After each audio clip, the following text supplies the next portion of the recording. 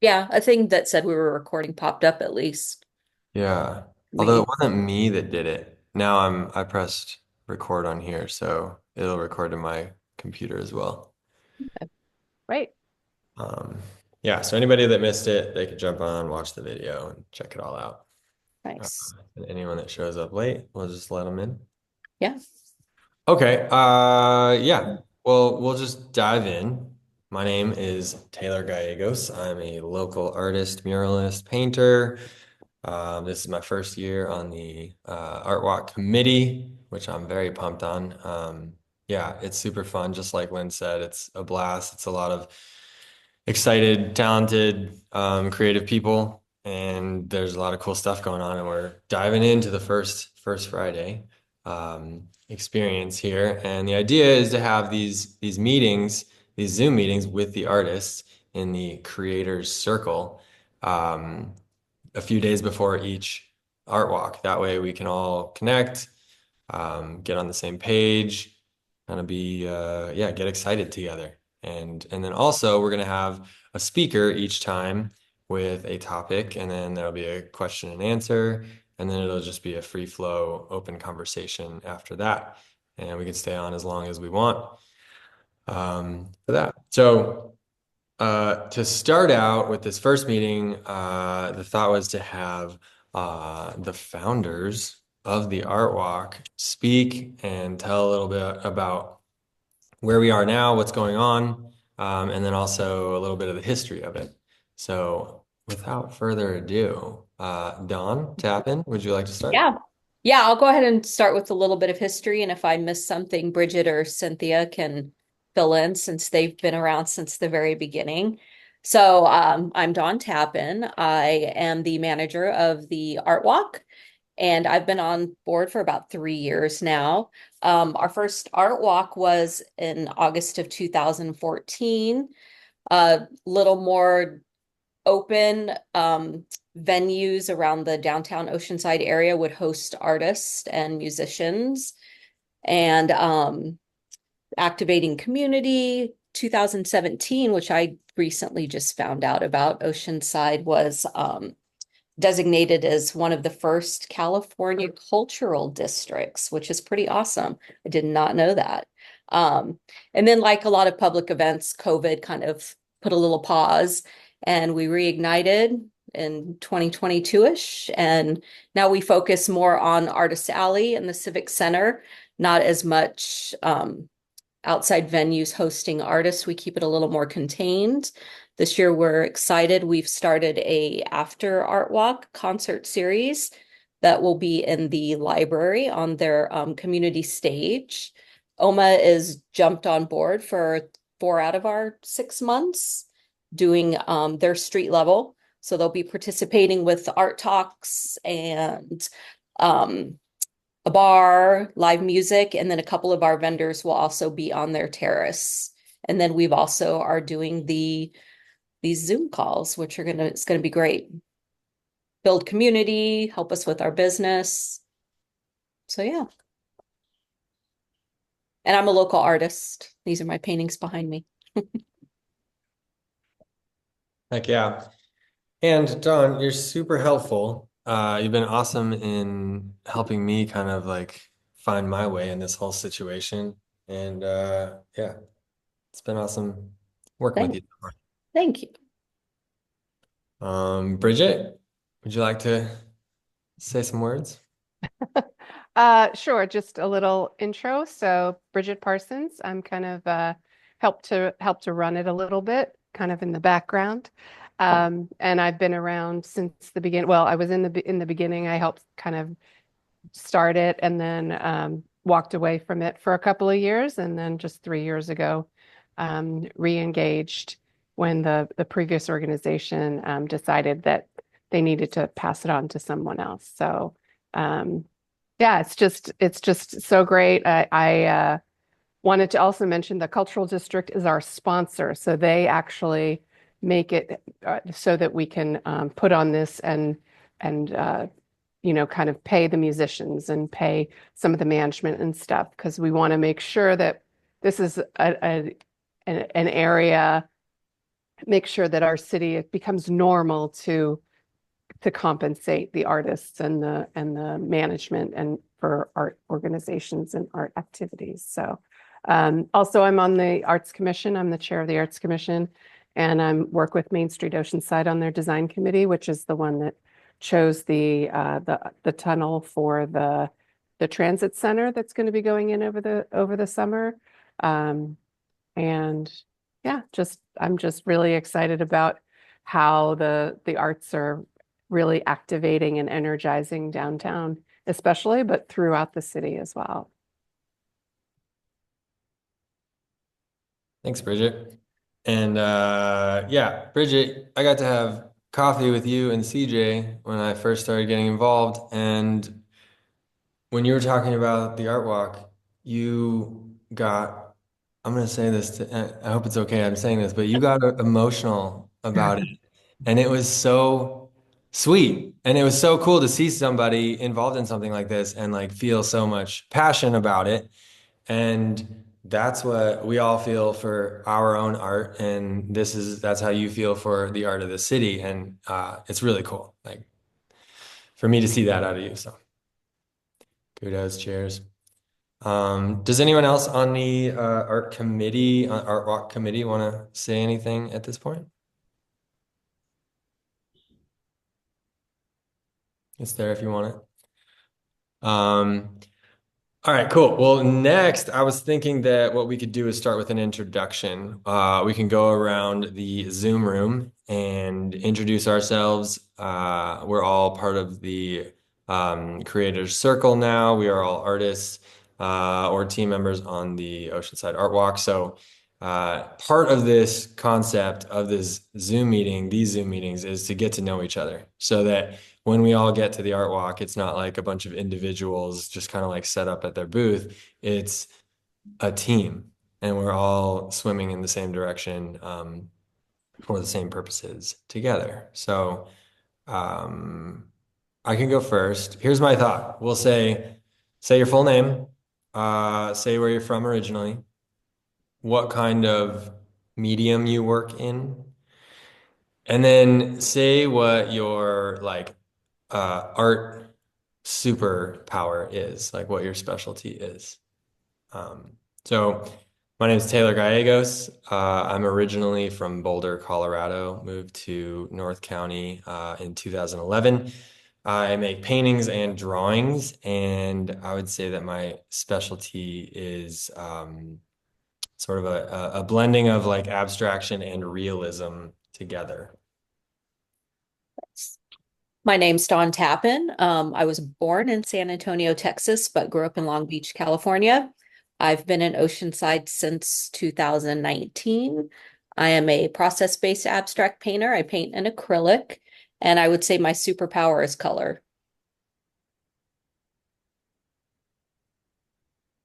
I would say maybe just popcorn in, or I could call on people. I don't know which is easier.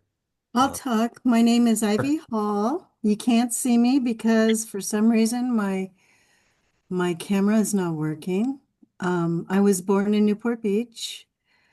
I've been started out as a photographer, taught myself how to draw, then paint, and went into digital photography, and now I'm a digital fine artist, and I do the graphics for the social media for Art Walk. Well, my superpower? I don't know. I've got too many things on the fire to just pick one. Well, the graphics are looking awesome. And special note about the graphics, Ivy's made a ton of new imagery for all of us to download and then share on our own social channels, so that we're all adding to the whole mix and spreading the word together.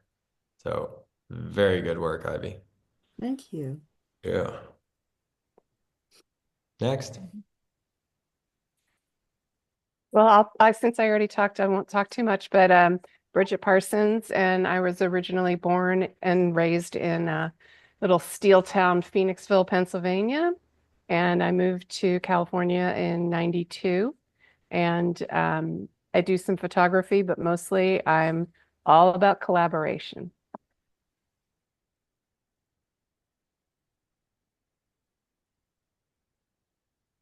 Hi, I'm Lynn Abate Johnson, and I make jewelry. I make jewelry out of the Paua shell from New Zealand that I brought back from New Zealand, and so I string it up. I'm also a local author with two international best-selling books, so I'm out there signing my books and slinging jewelry. Um, I was born in Detroit, Michigan, but also raised in Southern California, and I live in South O. Oh, my superpower. Uh, my superpower is in my writing and in my jewelry making. I actually write and make jewelry that I resonate with, and there's a lot of truth telling in my work.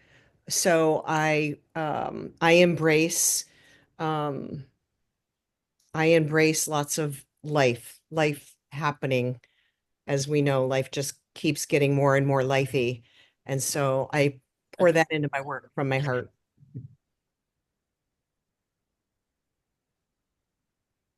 Do you want me to go? Sure. Yeah. Okay, my name is Susan Gibson.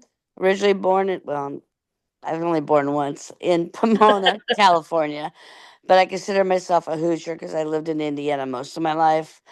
I've only been in Oceanside since December 20th. Wow.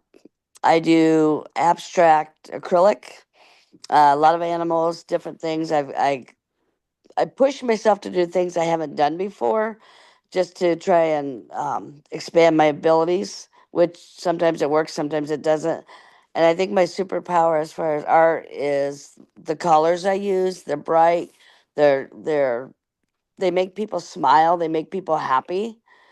And people go by the harbor where I paint a lot of times during the day, and they know me. They know my cat Sal, and they watch the different work I do, and it's fun to watch the men that are out there fishing that come by and see what I'm doing, and other people, and it's been very inspiring.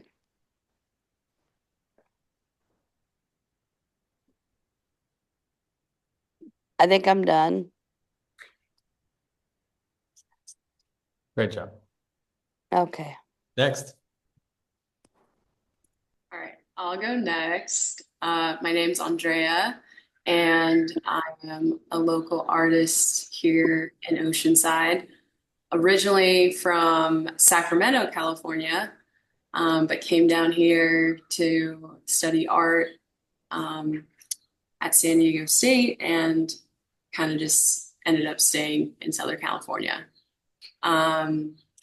So my art medium is acrylic, but I'm recently kind of playing with more like other mediums. I'm looking into like spray paint and stencils and things like that. So exploring.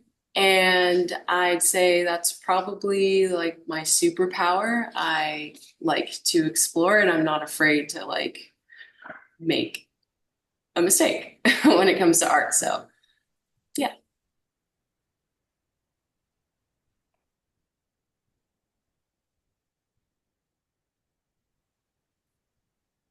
What's up, Kizzy? We're doing introductions. We're doing your full name, where you're from originally, what your medium is, and then what your superpower is. Oh, wow. Can you hear me? Yeah, Oh, you can hear me. we can hear Hey. you. All right. My name is Kizzy. I'm from San Diego. Um, what was the other questions? I'm sorry. What's your medium? It's What's my your art? medium. What's your Ah, art? music. Music is my art. And my superpower is good energy. And Kizzy is our entertainment manager. She finds all of the musicians and dancers and brings them speakers and extension cords. Extension cords, yeah. Important work, important work. Yes. All right. Sarah, Celine, Deborah, Sarah, you want to go next? here we go. Thanks. I'm Sarah O'Connor. I'm from San Diego. I was born here. And I started oil painting when I was 8. I always wanted to be an art teacher, which I did for 15 years, but now I'm just painting full time for a couple years, and did have had a switch during COVID because they closed the ocean, so I couldn't surf. And my husband taught me how to use epoxy resin because he's a surfboard shaper in Oceanside too. So I started using epoxy oils, acrylic, did some collaborations on surfboards. It's been like a lot of outdoor surf themes, obviously, because that's what we do. Lots of lots of that. So thanks. This is really, really cool. I'm so proud of you guys for putting this together. Hey, And what's Sarah's painting is on our flyer for this year, the 2025 Oceanside flyer. Her beautiful painting of the ocean and the pier. yeah, that's awesome. Yeah. It is awesome. Did you say your superpower? Yep. Oh, my superpower. I'm always trying to do something different that I haven't seen someone do. That's a good one. But people have done everything, I found out. Mhm. So it's a challenge.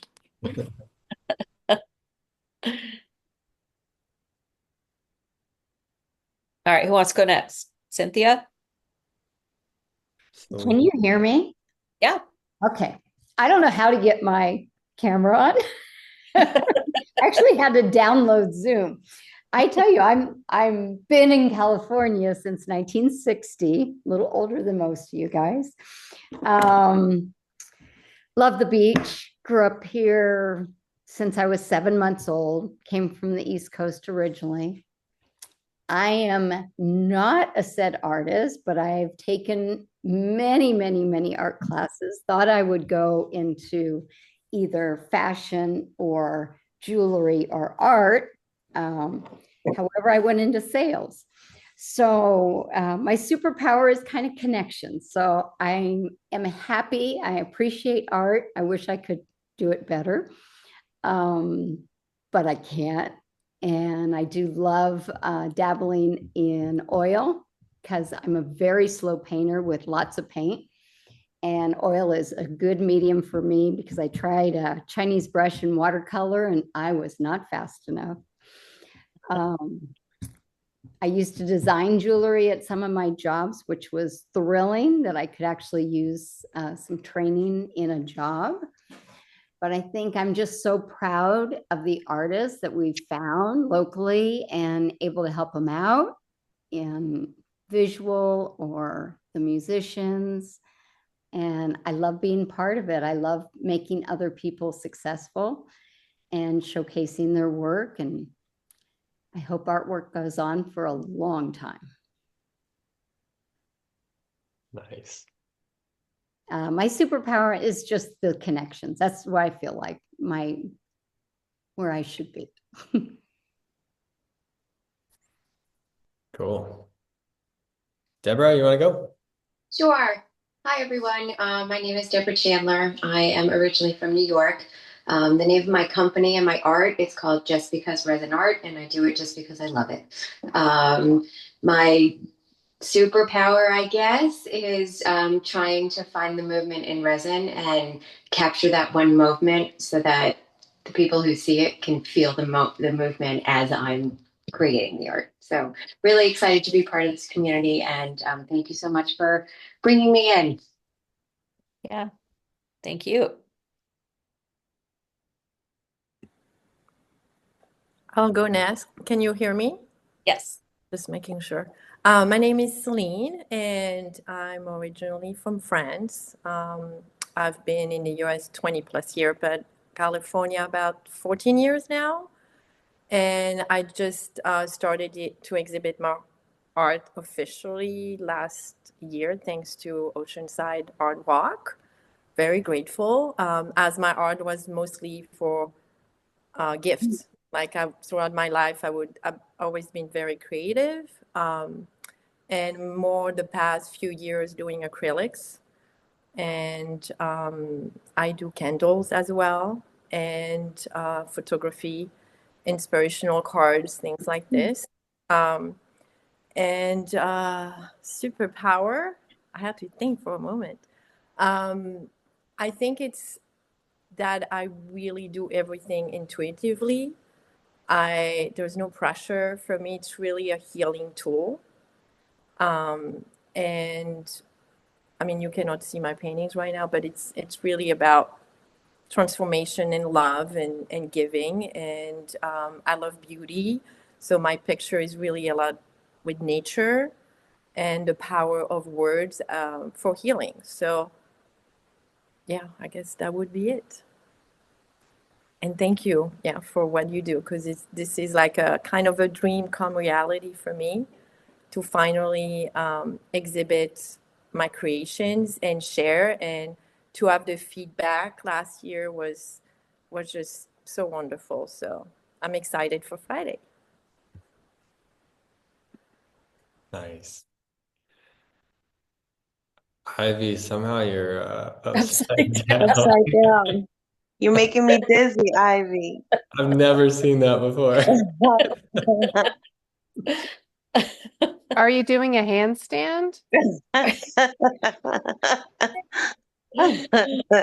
I'm trying to figure out my camera. For some reason, it's upside down. At least I got it to work. At least we saw you. Who else is on here? It looks like we have a bunch of names of people who are on the call. I think only just Marietta. Marietta? And maybe Catherine? Yeah. Marietta, you want to go?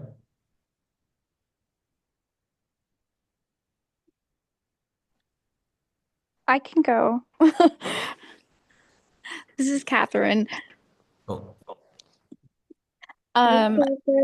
Hello. So my name's Catherine Kennedy, and I am originally from Orange County near like Cypress, Garden Grove area. And I paint with oils. I paint representationally, and I also, like a few others have mentioned, I also really like playing with bright colors and, using color palettes that are a little bit less traditional, and really bright. So, yeah. And this is my third season coming to participate in the art walk. And yeah, like others have said, it's just been really a, great experience for me as a new artist to just show my work and talk about my work. And so I appreciate having the venue to do that. So thanks for what you guys do. That's all. We Can you love hear having me? you. Yeah. Yes. Yes. Yes. And Yes. can you see me or no? No. I cannot That's okay. see myself. Okay. My name is Marietta Cohen. I'm from Bulgaria originally. We moved to San Diego 2.5 years ago, and I paint with acrylics and watercolors. My superpower used to be flowers, but I decided to move away a little bit and try different things. So now I'm just exploring everything, figuring out some new directions. And thank you so much for the opportunity. Last few times that I participated were great. Thank you. Awesome. Well, thank you for everybody for joining in on that. Again, there's gonna be, and how many? There's like 50 artists in the art walk this year or this go round? There's 58 of us, 58 this time. That's amazing. So there's lots more to meet. Yeah, it's really exciting. Okay, cool. So at this point, we're going to jump into the speaker section of the evening, which I'm taking the reins on this first one. So the way that it's going to work is we're going to have it'll be about 15-minute talk by a featured speaker every month. And then when the speaker's done, then we'll have sort of like a question and answer time period. And yeah, I mean, again, the intention here is just to bring out new ideas and then kick them around together and turn them over philosophically and think about them all.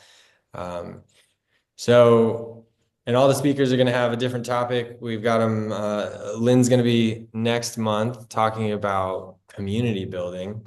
And then, yeah, each month we're going to have a new speaker and it's going to be really cool. I'm very excited for it. So I'm taking the reins on the first one. When I was thinking about what I was going to talk about, the thing that's been really strong in my mind recently is the concept of intention. And so the talk is called "What's Your Why?" Because the farther I go along in my art career, the more I'm seeing that having an intention, having a why in anything just gives you more grounding. Oh, Marietta is gone.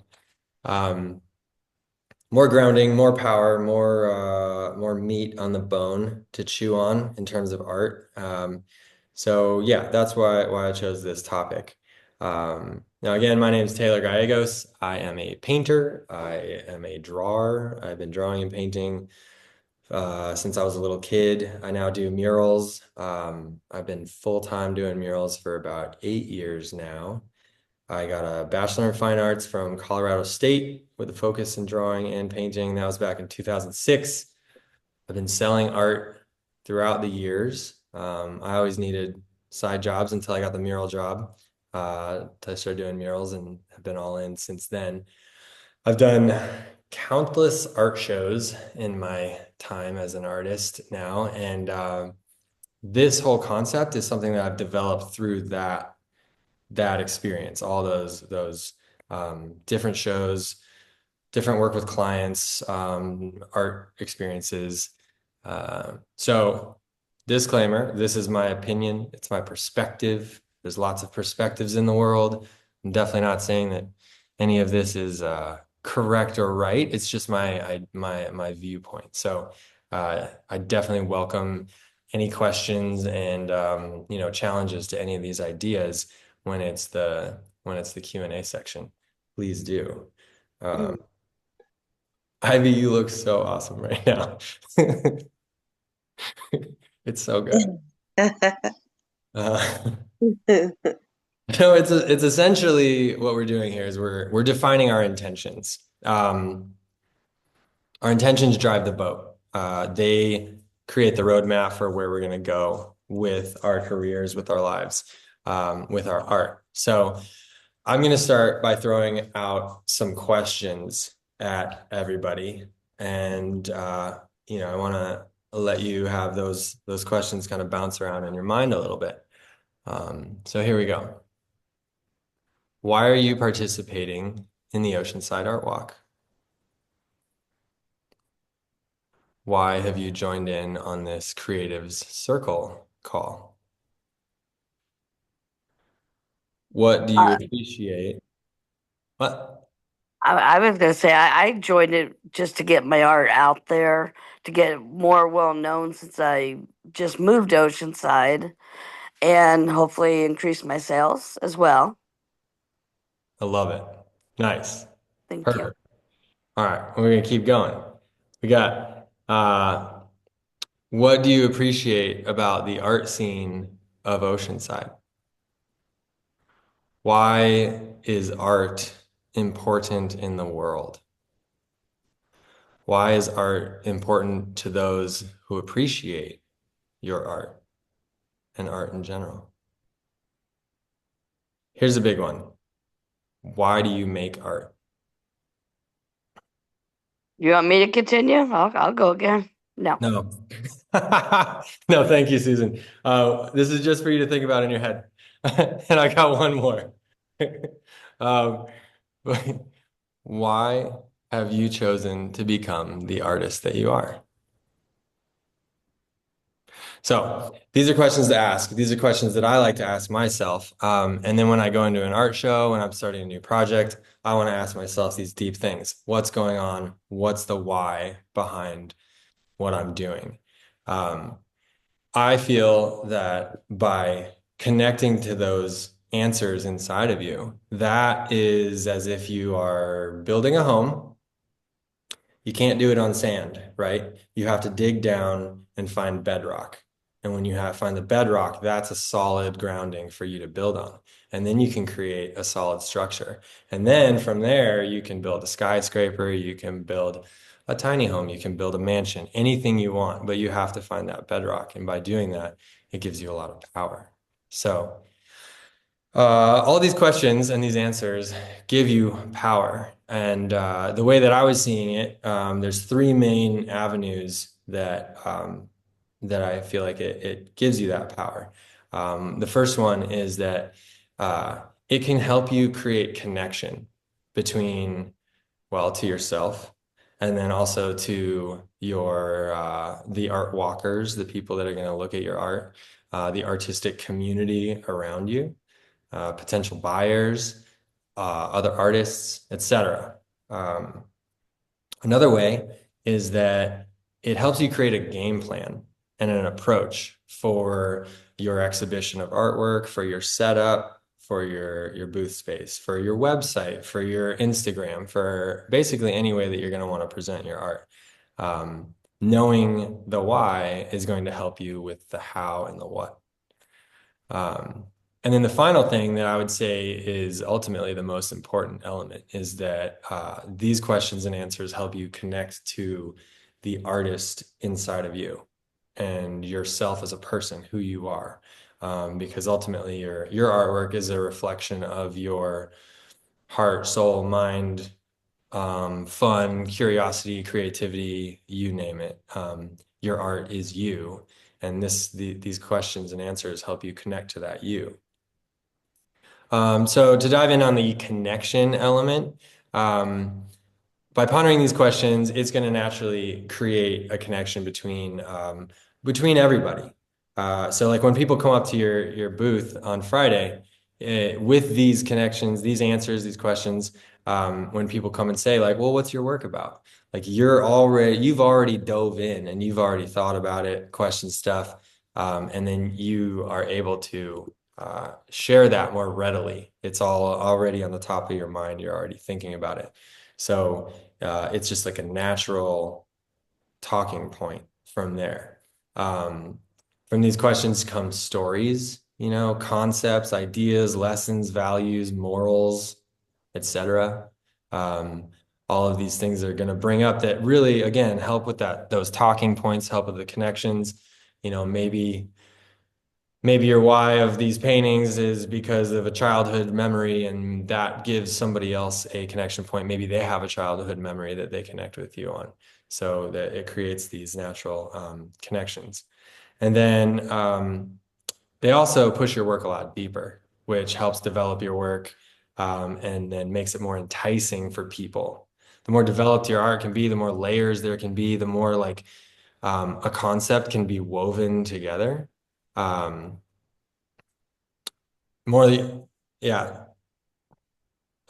Susan's gonna have to go in another 10 to 15 minutes. That's okay. We should be done with this part by then, but we're recording all this so you can jump on later and check it out.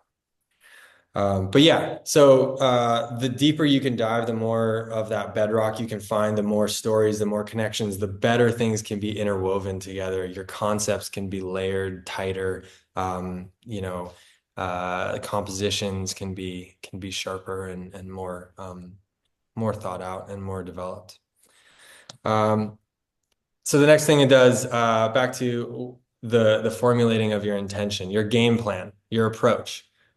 These answers can help guide your setup and your display. So, for example, if your intention with being on the art walk is to maybe like try to sell a certain painting, then you know that, and then you're going to set it up in a certain way. Maybe you're going to want to accent this one painting, and maybe all the elements in some other paintings are going to look this way. All the eyes are looking over to this one painting.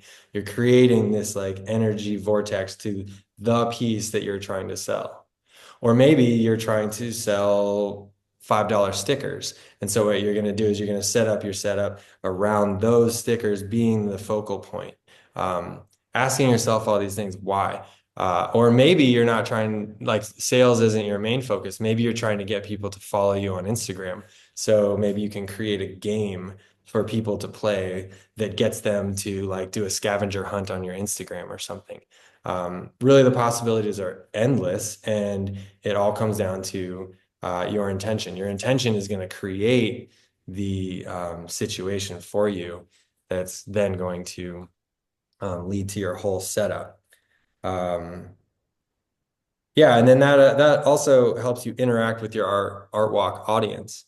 Uh, like your game plan again, or maybe what you don't want, maybe what you want to do is you want to connect with people and you want to meet people. So then you can, if that's your main focus, maybe you come up with like a question that you ask everybody, and that gets people thinking about artwork in this way or that.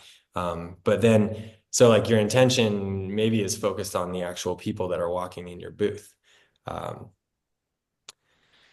Yeah. That's about that little section there. Now, the really fun thing, I would say that again, the really important part is the depth of your artwork. And by asking yourself these questions, that's where you can really dive as deep as you want to go. You can layer things as deep as you want. As artists, we can do anything we want. We don't have a lesson plan that we're following. We can make literally anything. But that can also be, and for me at times in my painting career, that's been really sort of paralyzing for me, because when everything's possible, then like, where do you even go and what do you even do? So in those moments, you can start with the intention. Maybe you have no idea what you're going to paint, but then like you can ask yourself, well, what am I thinking about right now? What am I passionate about? What am I interested about? And then that can start to conjure up concepts, which can then conjure up imagery and ideas and maybe processes. So starting with that intention can get you going down the path where you want to go, and then things pick up speed from there. Let's see.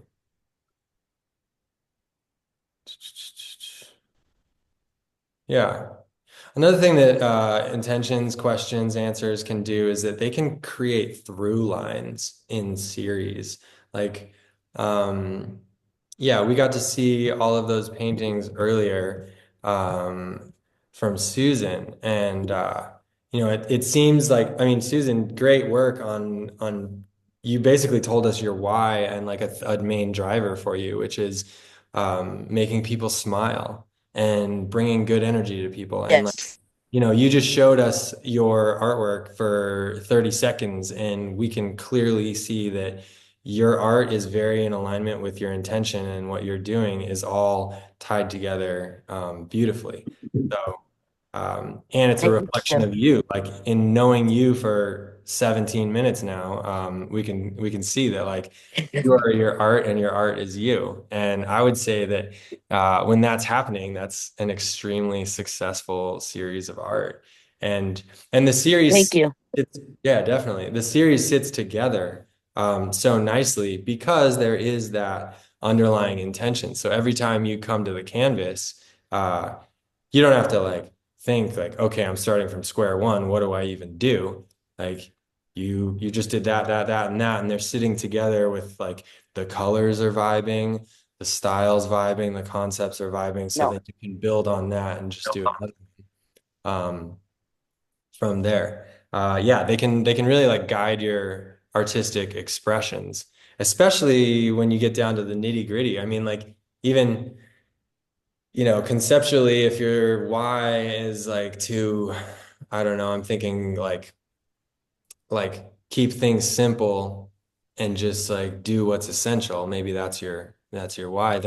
Then even down to your brush strokes and the application of the paint. Maybe like if that's your intention, you probably don't want to have a ton of like really thick globby paint that's like all laid over each other like a Van Gogh. You're gonna want to do like a minimalist, clean line, like simplified, like clean canvas with a main element that's like just simple and direct. So yeah, it can like having that why can really just like help every aspect of your art as you're making it every step of the way. It's like having a guideline for like a branding guideline or a style guideline in any other creative fashion. Um, let's see. Yeah, I just feel like being intentional with your artwork, even if your intention is to be free flowing, just to know what your intention is like can be super helpful for you. And this can help like in structuring your concepts. It can help you in connecting with like larger art historical movements. Because there's a lot of recurring themes throughout art history. And let's say you want to do something that's like really ornate and beautiful. Well, like Art Nouveau did that also, and then times in the Renaissance did that. And like you can start to look up what, like Sarah said, everything's been done. So you can look at how other people did it, and then you can take that and twist it and then add your own spin on it. And then you're not just talking, your art isn't just coming from you in this moment, it's also connecting back to, Gustav Klimt, and then before that, like whoever, blah, blah, blah. Which is another point where you can connect with viewers because maybe they're going to see like, oh man, I really see Frida Kahlo in your work. Like, well, that's cool because I'm thinking about the same things, and again, more depth, more interwoven connections, more concepts, just give more for everybody in every situation. Even if your concept is minimalism, you do it intentionally, it's on point. So, for me personally, my intention this year has been to connect with my local community. I do a lot of projects for murals all over the place for private clients, but I'm kind of all over like the San Diego, Southern California, and then up to the Bay Area and to Denver, but I'm not here making connections with the local community, with the people that I live around. And, I've lived here since 2011 and haven't really dove into the local art community in any significant way at all. So that's my intention. That's why I'm part of the art walk. That's why I'm joining the art walk committee. That's why I'm going to all these meetings. And that's how I'm setting up my booth because I want to connect with people. I'm going to have it set up so that I can sell artwork. I've got a strategy, a game plan there, but really what I'm trying to do is meet people, and I'm trying to have them meet me, and I want to have a nice engagement and a cool experience for everybody in my booth. So that's my main focus, and I'm going to set up my whole thing around that. And again, everybody can have their own focus and their own concepts, and like that'll play out in whatever they want. Um, and then it was cool doing this talk and thinking about my involvement here in all of this. Like what I did is I kept asking, like, what is the why beneath that? And that's a cool thing about these questions is you can ask like, what's your why for doing this? And then you will answer. And then you can ask yourself, and why is that important? And then that'll take you a layer deeper. And then you can do it again, and you can do it again. And it's actually a really fun game to play with people. Like if you ask them about their art, or you can ask them about their job, or a hobby or whatever, and you can say, well, What do you do? Great. Okay, why is that important? Great. Why is that important? And you keep on going. And and it was neat to see what answer came up for me and really connecting and doing these talks and being part of this. For me, the why is that I believe in the transformative power of art. I believe that through art, we can all transform as a person by seeing art, by talking about it, by making it, by sharing it. I feel like it's a force for good in the world, and that people that make it are awesome.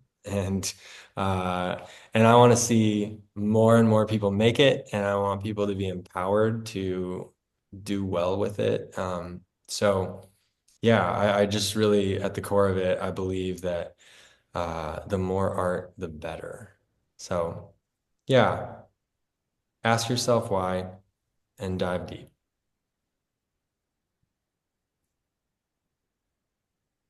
So, at this point, if anyone has any questions, you can ask questions. You can also make a comment. You can say like in things in the form of like, well, what resonated for me in that, this is what I think about it or how I feel about it. You can share your reflections. Maybe this brings up an idea or a memory or anything. But yeah, we just want to have this be sort of like an open, free flow question and answer conversation.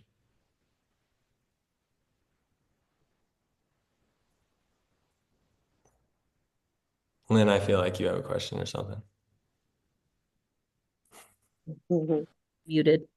Okay.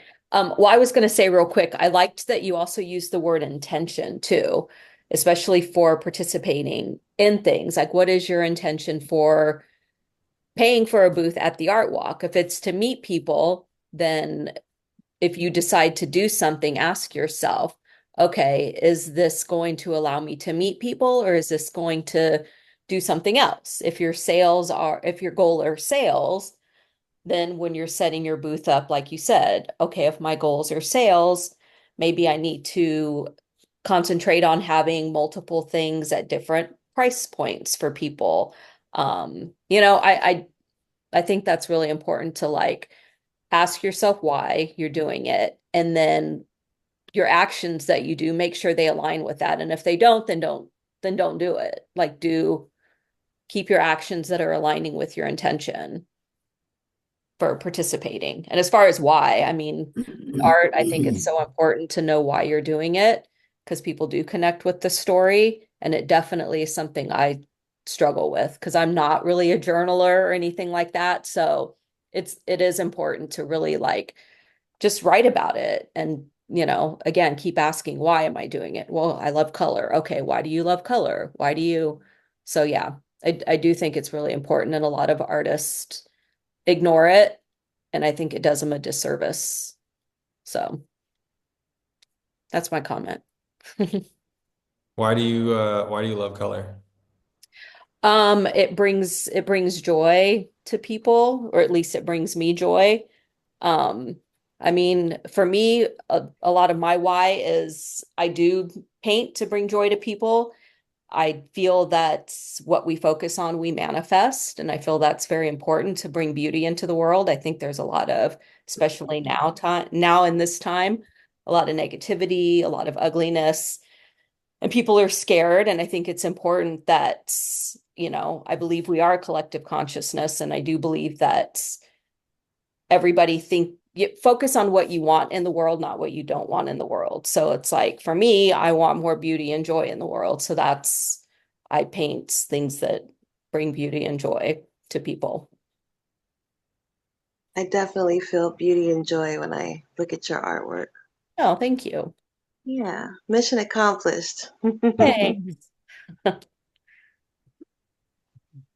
Taylor, I really appreciate your presentation. And what I've noticed, because I've been to a couple of your Friday night events down the street, and I've seen how you interact with people, and you're so, genuine and authentic. And I could tell that you're aligned with your purpose and your values and your intention is another way of saying it. So I love how you engage with people. I've watched you, talk to people about, like you were saying before, all of the layers of, your art and kind of the backstories about it. And it just really is endearing and it draws people in. So the storytelling is, um, you can always go back to your own stories and be natural and once you've identified kind of what those inspirational stories are,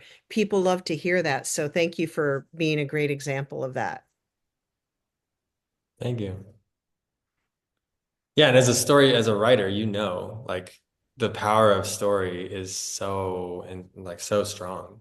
And that's really, I mean, when people buy art, there's one element of people buying it because maybe it's beautiful in this way or that. They like the colors, they like this kind of animal, they like whatever. But a lot of what people do, like they're also investing in the artist and the story and like how it's like compelling for them.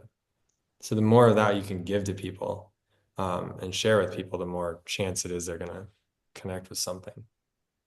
I know at the art walk, when I go around and visit the other vendors, it's just evokes emotion in me. When I see, your paintings, I'm just like, oh, like I feel a certain way. It's different every time too, which is really cool. And that's what we want. That's more connection, more community.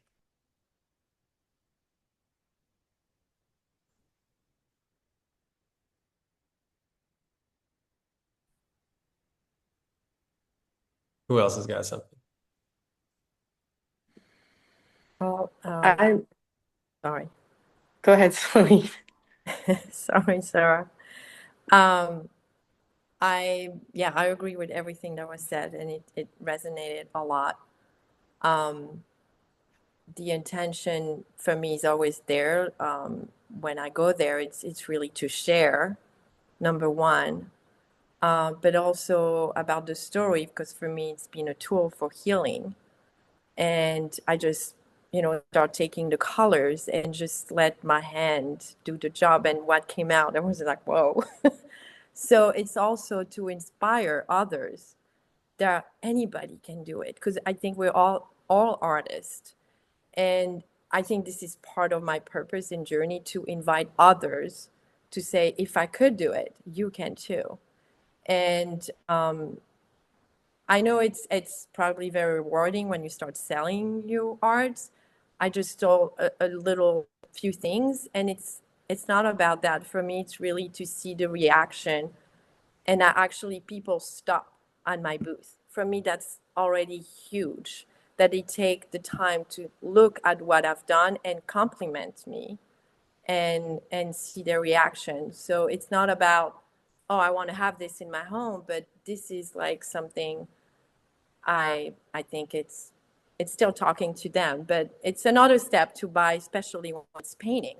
It's different. Like candle, it's easy to sell, jewelry, but when it comes to a painting, it's a story. So I think as an artist, we have to be patient, and that's all. So this is more my intention, to really share and inspire others to use art as a healing tool, because I think we all agree here.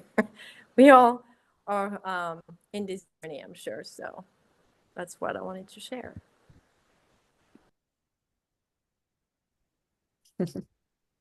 Nice. So I'd said a question in the chat for Taylor. I was just really curious on if there was a particular breakthrough that happened that helped you do full-time art murals. Like, what was it, a mindset shift? Was it an actual connection that was made? Was it moving somewhere? Was it a certain painting you did, that kind of thing? Or was it just a role? Yeah. Great question. So I met a new friend, and she was a muralist, and we had sort of complementary skill sets. Um, And so she needed some, like I'm pretty solid at portraiture, and she needed some portraits in this mural. So I started working with her, and then she needed more help because she was super busy. Started working for her there, and then she moved away like 2 years ago, or 2 years after that. So I got basically fully trained up with the how and like what paint to use and all these techniques. And then I was kind of like thrown out of the nest on my own. Um, but essentially what happened and is like the thing about murals is what's that? Oh, the thing about murals is that there's a direct like commercial application for it. There's like fine art is something that people will want for their house and different things at different times, but murals are something that like businesses will buy. And so that really helped out. And um, yeah, I always suggest to artists like if there's a commercial application that they can put their work towards, that can definitely be helpful. It can take all sorts of forms and shapes. Well, that's a really great story of your journey. Thanks. Yeah.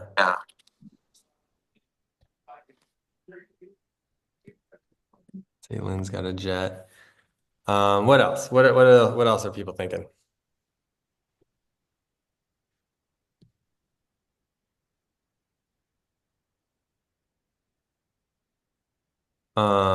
Celine, one thing that you said made me think that, like you said that your work is about like healing and processing and working through emotions is what I gathered from that.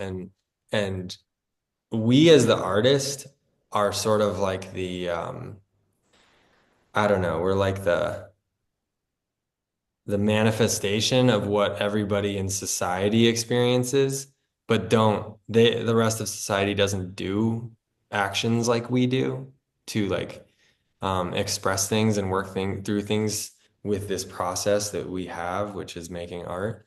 So I feel like uh, that's a really cool, like that's a really powerful why for you. And I could see a lot of people like resonating with that, connecting with that, seeing themselves in you and seeing themselves in your work. Um, it's really cool. Thank you. Yes, it's the beginning.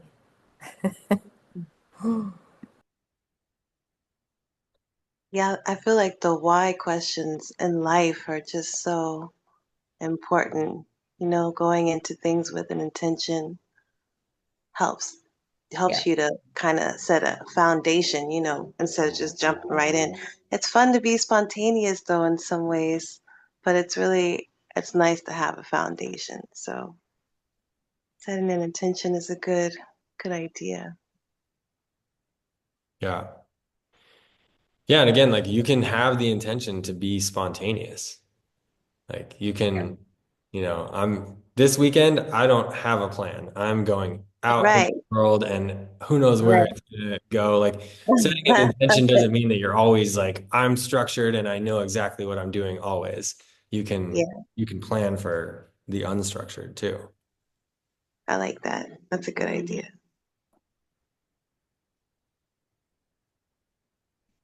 I want to add that to that because I liked it.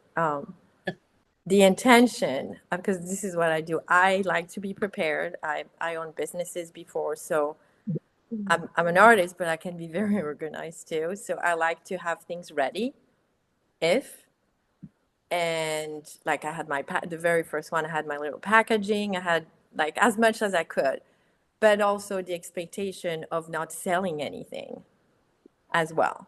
So this could be your intention is getting prepared, but without expectation. Does that make sense? Mm. Being open to whatever happens. Yeah, that's awesome that you brought that up. And that was actually something that was kind of swirling around my mind that didn't make it in here is that through all this time and all these art shows that I've ever had, I've gone in with intentions with like hopes to sell artwork at times, but really you can't control if someone else is going to buy your painting, buy your artwork, buy anything. So to put your like attachment on an outcome that has something that you have no control over is really setting yourself up for a challenging experience.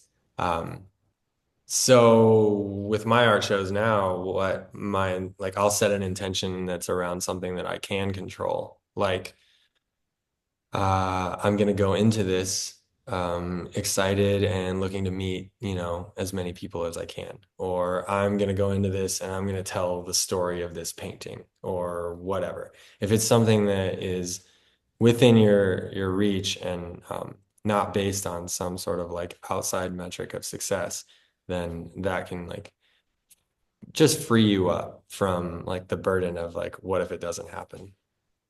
Mm. And then when it does happen, it's that much more exciting. Totally. Yeah. Yeah. Yeah. I love watching people when they leave the art walk and they've sold a piece, they got this biggest smile on their face, and it just brings my heart so much joy because I think they didn't anticipate that success. It just came. Yeah. Yeah. It's a good way to go in. And then yeah, it's Yeah. all a bonus. Yeah. Andrea, you and I have been talking a lot about like the why and your art. Andrea and I became art friends not too long ago, and we've been kind of diving in and like workshopping her approach and stuff like that. Do you want to talk about your why a little bit? Yeah. I feel like what's so funny is like I feel like from what everybody said, like I've felt similar things, and I don't remember who said it, but it's like kind of like a collective consciousness. Like we're all kind of working towards the same goal. And so I resonate with everybody, like the healing part, the transformative part, and just bringing joy to people and sharing, um, yeah, what you love to do and sharing and inspiring other people while you're doing it. And so I feel like that's part of like my whole why as well. And um, yeah, yeah. Nice. Thanks. Well, yeah. Anyone else have any other thoughts? I had a thought about the intention part. I was thinking like intention can be like, I think Kizzy was talking about it being like you guys were, Kizzy and Taylor were talking about like it being a foundation. And I also like it'd be also like kind of like the guardrails. So having an intention of like structure, geometric kind of whatever. And then you go into it with like, okay, but I'm going to be totally chaotic in this structure or something. And The so, guardrails that keep you. yeah, exactly. So I was just saying, like, it could also work in that way too, I think. Like, that's what came up for me. Mm-hmm. Yeah. Totally, because when you're painting, like again, you can go any direction you want, and like if you don't have the rails or the intention, then like you might just like fly way off that way, and which is Mm, okay at times if that's what you want to do, if you're trying to, right. but you might lose like the whole thing that you were going after in the first place. Well, that's what, and like, even like looking at the piece behind you, it has like a lot of abstract, yeah, just like a lot of abstract elements. And then it has the structure of the doorway and then like the clouds, like the whole structure of it. So yeah, so the gatekeeper. From a musical standpoint, with jazz, they talk about when you do a jazz song, like you sing it the way that it's taught in the first part, and then there's a solo with the musician, and then the second part, you can just go freestyle and do whatever you want, add your ad libs or your oohs and ahs, just go crazy. And I think it kind of leaves room for like there's a foundation, that intention, and then you just do your own thing, and then the whole thing ends up being this beautiful masterpiece. So yeah, that's on the musical tip. Yeah, which is so closely related. Like music Yeah, and visual art are definitely like the same yeah, thing, just different. art wise, yeah, for sure.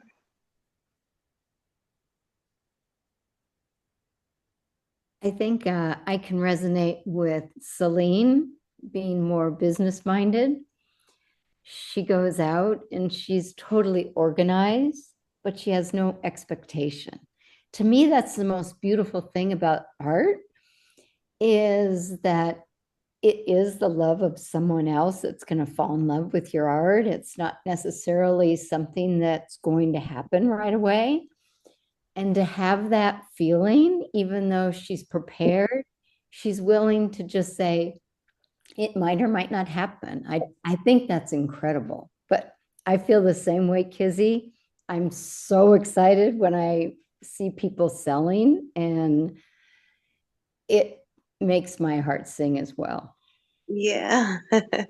I think that's why we do this. I think that's why we Yes. continue, why Bridget and I got back into it after a break. And it's something that Mhm. just draws you. You want to help, you want to see the best of someone come out.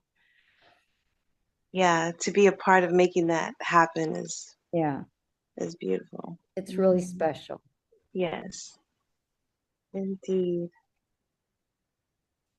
And I think Oceanside has grown a lot since we have started this. I've been in Oceanside since 97, seen a lot of change. And this is just such a powerful between the love lock, between the statues, between the murals, between the art walk, and all the art is coming together. So it's come a long way in 14 years. Mm. And just to be a little part of it makes me very happy. That's awesome. I want to ask something. Um, so we talked about the expectation of not selling anything. I don't think I have prices on any of my painting. I do out on my photography and my candles, and I have that kind of a price range. So, and there's another thing also that's interesting is some pieces, and I'm sure you all feel that you almost don't want to sell them because they're like it's like a child for you or something like we get attached because it's special or because there was a story behind it. So I want to ask Taylor, because you're the speaker, like how did you start deciding the price, and if you have a way, like how did you detach from certain pieces that you really loved yourself? Great questions. Um, I would say that every artist's, I mean, there's kind of like standard pricing out there in the Mm-hmm. world, but everything is so specific to like different regions and different cities and different, like you might be able to sell a painting in downtown LA at a big gallery for a much higher price than you could, you know, I don't know, in a small town. But it's really like relative to yourself and your community that will be buying the art. And I would say that it's going to start lower and then build up over time. and it's all an experiment. I'm constantly kind of like playing with pricing in different situations and different shows and try what I've been trying to do. I recently just went through all my drawings and then pulled out a bunch of my favorites, and then I framed some and I put a bunch of them in sleeves. And I've been having these little art shows at my little studio that I had over here, and I've been playing with pricing and seeing like, okay, will people buy it for this price? Will people buy it for a little bit lower, a little bit higher? Like how are like where I'm trying to like kind of gauge what like an equilibrium is. Um, and yeah, so like with a lot of pricing, you can kind of like try to find your place. And I would say at the beginning, start lower, maybe look around at everyone else at the art walk and kind of be like, okay, like that one, I could see this, my painting of this being sort of like that, and that price feels good to me. And it's totally up to you. You can price it, your art, whatever you want and whatever feels good. Now, that attachment that you're talking about to certain pieces, that's value right there. You have a connection to that piece. You feel something for that piece. That brings the price up, you Okay. know? And like so let's say for example you have a series of paintings and like you think you want to sell them all for $100, but there's one that's like really like means a lot to you and was like a breakthrough piece. Maybe that one's $500. Maybe it's 1,000. Maybe it's 5,000. Whatever. Like, I see it as, I mean, I definitely have connections to certain pieces, and so I'm not going to let them go at like a price that's too low. But if they do sell, then that's more money to pay for more art supplies, a studio, a this, or that, like whatever, whatever art stuff you want to do, like it's going to fund that, and like it's all part of the flow of being an artist. Thank you. Yeah, does I that answer everything? yes. I actually, because I haven't technically, I have not sold any of my painting yet. So, but the one I was attached, what I did, I put like a sword on it, Yeah. just to like, okay, don't touch that yet, you know. But and the next question is, do you? And it probably varies from artists, but do you actually put a price tag on each painting you have? I do, because if you don't, then you're probably not going to sell it. But Oh, if you do, then then at least there's a chance. okay, so that's Like, what I need to change. yeah, because that was one thing that I did at one of the shows in my studio, one of the Fridays ago, is I didn't price anything, and I wanted to see if Hmm. people would just like ask and inquire and then go from there, and maybe that would work better. Sometimes I'm like, maybe the pricing is like, I don't know, does a disservice to it. Maybe it like makes it about money when really it should be about like the connection and the art. And that's another thing that comes down to your intention. Maybe you don't want the show to be about money at all. Maybe you don't want to sell anything. Maybe you just want to talk about the feeling and the concept and everything. So like, yeah, maybe don't price things. Um, but if there is a part of you that does want to sell it, uh, yeah, I I feel like if you do want to sell it and you have prices, then that's something that's a very easy like visual cue for your guests of their show to just kind of walk around and like, okay, and then they look at the price and they look at the painting and they think about like where they would hang it in their house, and do I have that money that I want to spend, and blah blah blah. Thank you. That helps. I'll marinate on it. I have a question. What's that? Do, do you ever go down on the price? Like, yeah, change it to where it's lower if you find that it's not selling or anything? Totally. Totally. Yeah? If it's sitting on your wall and you want it to move, yeah. And yeah, and that's the thing. It's totally up to you. And you could put like a little like discount sticker on it, or you could just lower the price. The only place where like lowering prices would be a problem is if you are represented by a gallery and you have your art in a gallery and it's priced at a certain price, and Yeah. then you on your website or at an art show or something like that that you're doing, if the pricing is lower, that if somebody saw that and made the connection and looked you up at the gallery and they saw that there was a discrepancy, that could make the gallerist very upset because then they are Mm-hmm.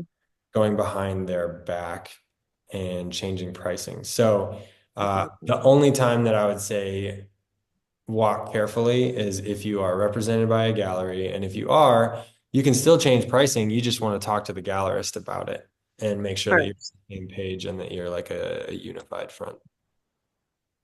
But like, Okay. but you can change pricing show to show. Um, you can also, like a lot of times going into an art show, the pricing is what it is.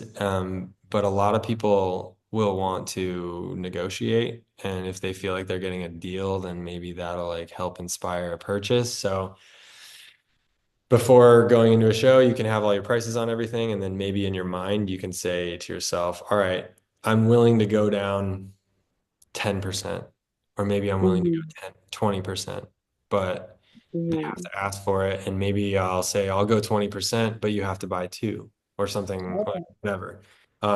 If you kind of have like a structured game plan for yourself, uh, then that can help so that you're not like caught in the moment when you're in like a negotiation with somebody and then you're like caught off guard.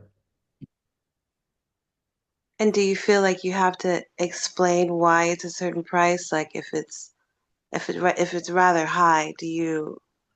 Because sometimes I wonder to myself, I wonder what made them come up with this price. Like why, But then I don't know. I'm not as attached to it because I know that time goes into play and you know materials and whatnot. Yeah. Um, yeah, I mean you can, but also I feel like it almost like cheapens it and then makes it so that you Mm-hmm. have to like sell your Yeah. value. Yeah, And I don't Right. really feel like artists have to explain their pricing. And I feel like, Taylor was saying, once you're like showing in some shows and some galleries, it is good to kind of stay consistent.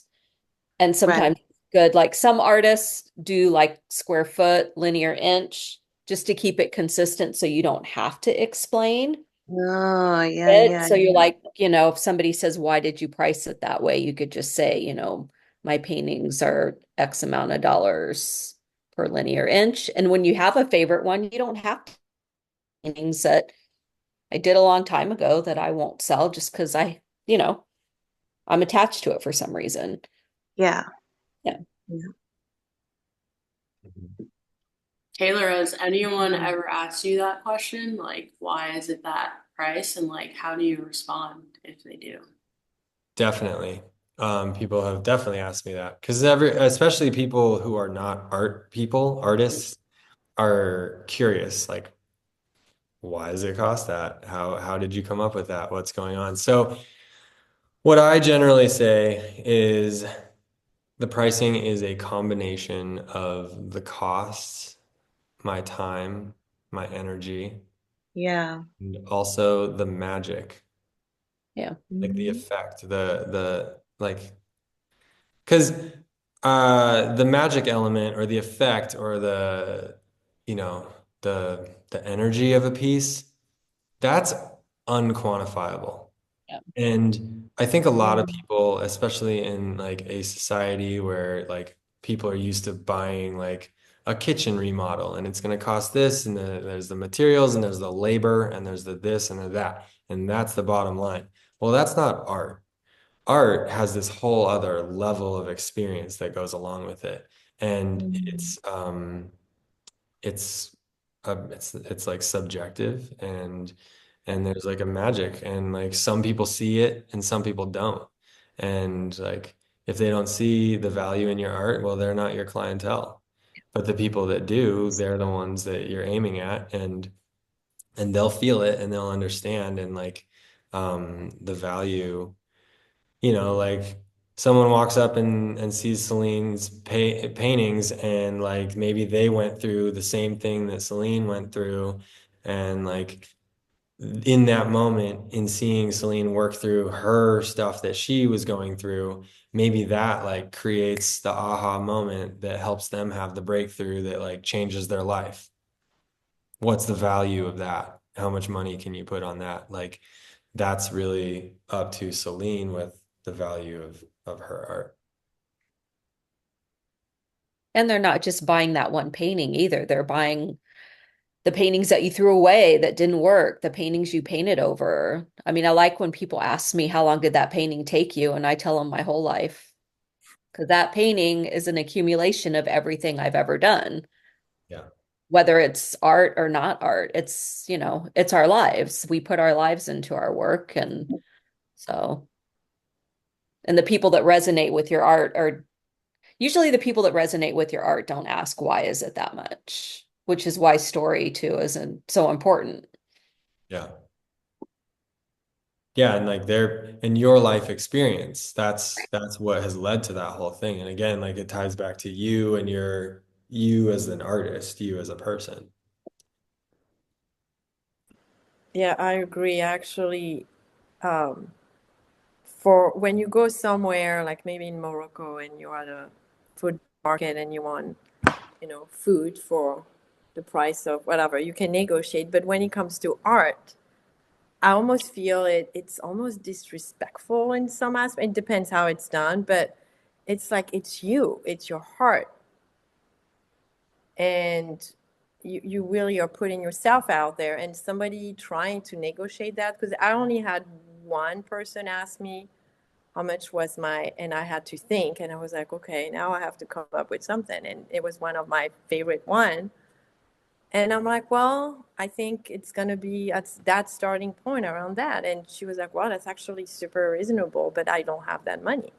So that was a good thing for me. And I think if she would have started to talk it down, I would be like, well, because I think I started at the lower part. So I think you have to own also what you put out there. And I love what Don said about it's your whole life. It's not because it took you an hour to do that painting, what came before that. And that's such a great point. So to all the artists out there, like, know your worth. Yeah. We're not here to bargain. It's just like this is a big deal. Unless you're completely unreasonable, that's a different story. But I think I don't think people should ask an artist to really change their price. It's personal. If they don't like it, just then don't buy it. That's my opinion. The only time that I feel different about it is when someone's like really moved by something and they absolutely love it, and they also just like flat out don't have the money for it. That's a time where I will be like, okay, here, it's yours, or what do you got? Then it's different. But if you're like if someone's negotiating and trying to get you to take off like an extra 10% and whatever, and they have the money, they're just trying to like wheel and deal you, that's different. Like if somebody's crying over your art, Right. but couldn't afford it all the way, maybe you would give them a little break. Yeah. Yeah. Or figure something out. Figure something out. There's also one thought about the not wanting to sell a painting of yours because it's a very important thing to you. And I've played with this concept and have some pieces that are set up like this. I call it archive pricing, where it's like 5 times more than it normally would be. Because, Right. Don, you got those paintings that you don't want to sell, but like, what if you got 50 Well, grand for it tomorrow? well, Would you pay sure. 50 grand for it? Yeah. Like, there is a price Of for course. Yes. it. Yes. There's always a price. Archive pricing. Archive pricing. Like That's you can good. have it, but it's gonna be It's gonna expensive. cost you. I'm going on vacation because of it or whatever. Cashing in.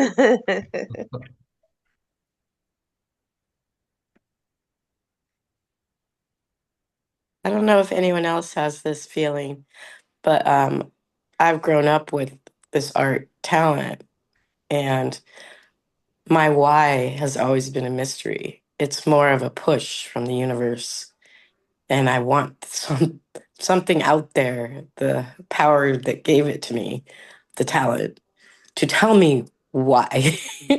And I love your question. And it's always popping up to me. Why was I given this? Why am I making these? Why do I have 100 paintings? And why do I keep making more? I don't know yet. And I'm trying to follow the push and go with it and wait, wait for some sort of answer. But the question is even really important. Does anyone else feel that? No, just I feel like me. that's awesome. And it's like, I mean, I feel like that's an opportunity for you. In my head, I'm thinking like maybe you should go on like a month-long art trip through like Europe or, where go to all the major museums and just like ask yourself the same question over and over again. And um, yeah, let's see. Marietta, do you wanna speak on it?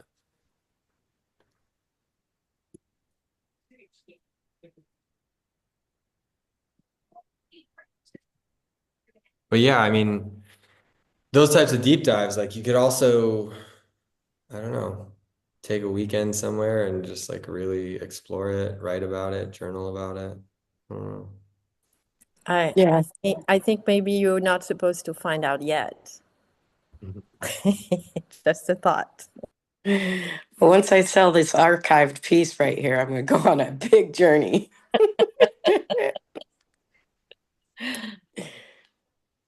There we No, go. the why it is. The why can be really hard. I mean, I still think I think you can always dig more, you know? I don't think, and I think it can change too throughout your life, you know? I mean, I think most artists, paint because we have to. Like, if I'm grouchy, my boyfriend's like, you haven't painted in a while, I noticed. Why don't you go paint today? So yeah, I mean, definitely we're moved to do it. But yeah, I think journaling about it and like Taylor said, keep digging. Like, I paint because of this. Well, but why? Like, and it's hard. It can take, I mean, you really, you know, it does. It takes a long time to I actually, wrote down for the word some magic. people don't.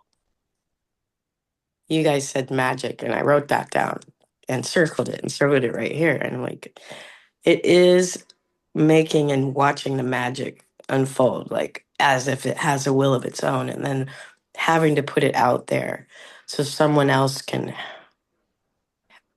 hold on to that magic in their own way and put their own magic into it and see their own experience of that magic. And I love that word magic. There's something about that happening. Mhm. It's good. And that right there, I mean, that's like a string out of like the ball of yarn that like maybe that's all you need to start really tugging on. Like Yeah. if that's resonating with you, if that's ringing there, like start there, dive in, Yeah. keep going. Yeah, I like the question that Taylor said when he's like saying like, why is it important? So maybe it's like, why is the magic important? And I don't know, diving into that.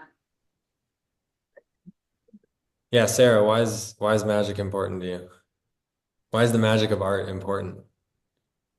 Um, it engages the present moment, and it's always the present moment where magic is happening. And if you can freeze that present moment and bring it into every present moment, you're going to find magic every time you walk by. Uh, what?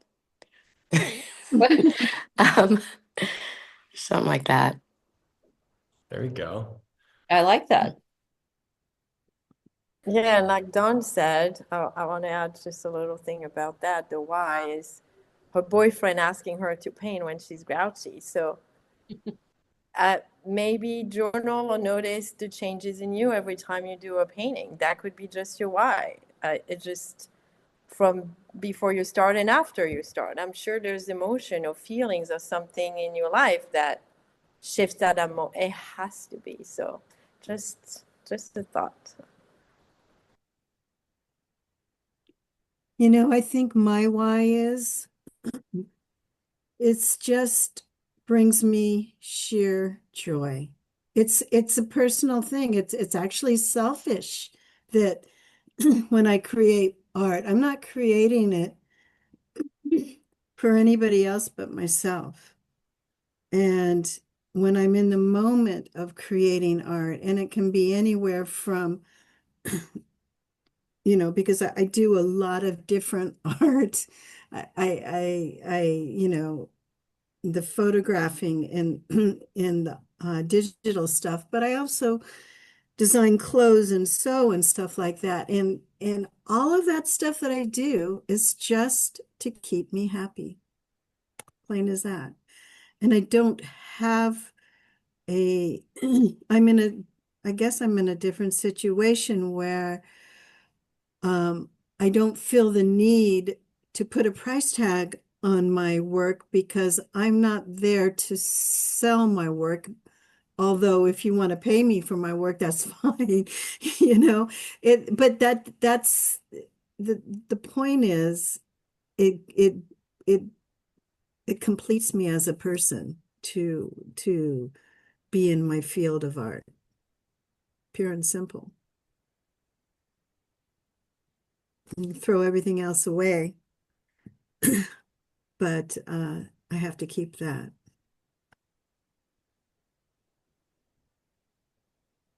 That's awesome.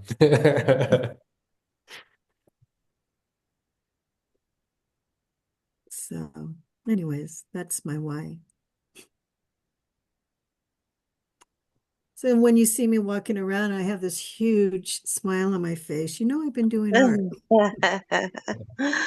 That's what that smile is for.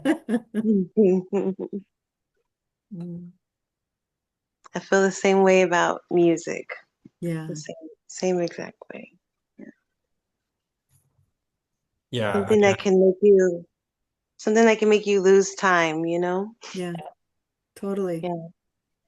Totally. A day can go by and you realize you didn't eat. Yeah. Yeah. That's when you know you're having fun.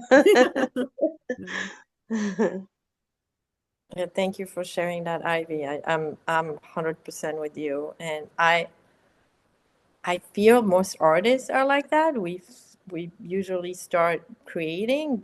It's for us, and sometimes maybe you have a special request, or somebody wants a specific piece or whatever. But unless that now you're becoming so popular and so you know so famous that you have to keep on painting for your gallery on, and that's a little pressure there, I feel like. But anyway, I think most artists, even musician and songwriter, I think they do it first for them, but then it goes out and there's the public that reacts to it, and that's the joy right there. The joy is shared. So but thank you. I love what you said.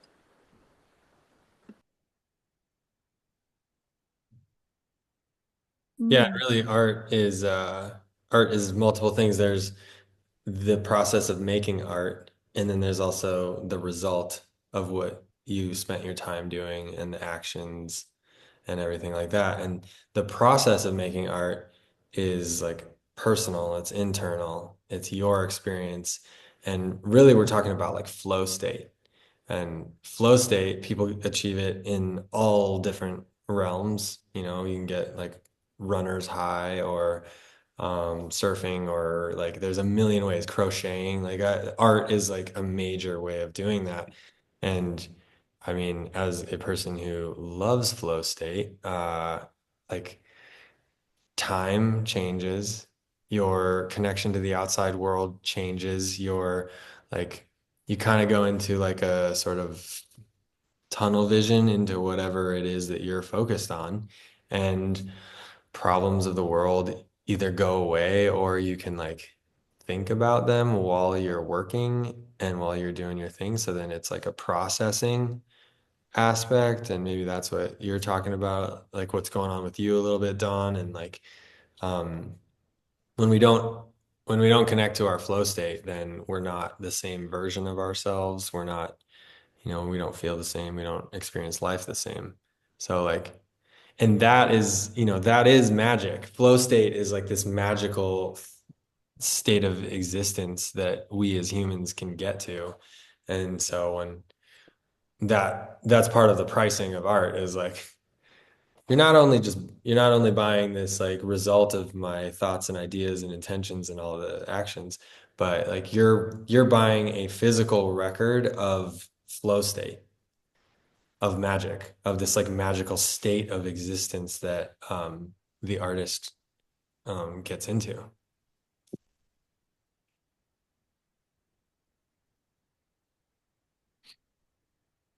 Yeah, that's a gift. That's definitely a gift to purchase something like that. Yeah, I've never honestly thought about it like that. Like I was just thinking, I was like, right when you said record, I thought of it like going to buy like a CD or a record. Like you go to buy a song and it's like you're buying that specific song in the whole album, like the series or whatever it is. Um, so yeah, that was really cool. I like that. Flow state. Love it. Mhm. Bridget, what do you think about stuff? Well, I used to be a computer programmer, and you can really get in the flow state when you do that. I would spend days in the flow state. But I've also, quilting and stuff like that. Yeah, I just love it when time disappears. Yeah, Yeah. beautiful thing. But yeah, thanks to everybody for sharing. It's really been wonderful.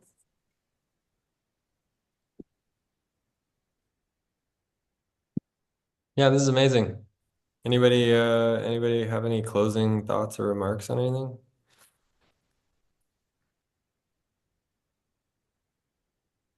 Good talk. Good talk.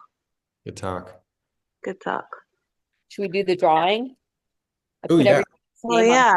on a piece Oh, of paper. Bridget. Ooh. Okay. Whoops. Kay. Did Kay introduce themselves? I don't know who Kay was. Okay. Mm-mm. And they're gone. Hmm. I say keep going. Okay. Because I feel like Kay didn't introduce themselves, right? They came on later. I thought No. there were a few people that joined in that didn't. Gilbert popped on for a second and then disappeared. I was like, where'd Gilbert go? Oh, right on. All right. Deborah. Deborah's gone, but Deborah was here for the whole thing for the first hour. So I will shoot her a email and let her know she's yay, has a spot for June. Nice. Mhm. Yeah, Deborah. Congrats, Deborah. Yay, Deborah.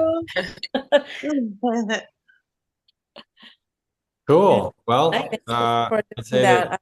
Sorry. Oh, go ahead. No, I want to thank you all for doing that, because my frustration every art show is I want to go in each booth and see what's going on, because I used to love like do all the art show before I actually did them.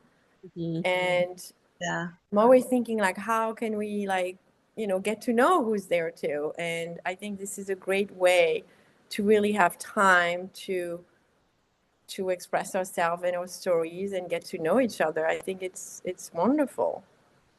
Yeah. So Yeah. thank you. Thank you very much. And don't forget to plan to go to the after party at the library courtyard where we can all meet each other again. And that's, yeah, I saw that's new too. I'm excited. Oh yeah, we get to dance. We'll be doing that with Gilbert no matter why before. I know. Thank you. Bye. Yeah. Thanks Thank for you. everybody. Joining Thank you. everyone. Thank you. Have a Good good Thank night. you. Well done, Taylor. Bye.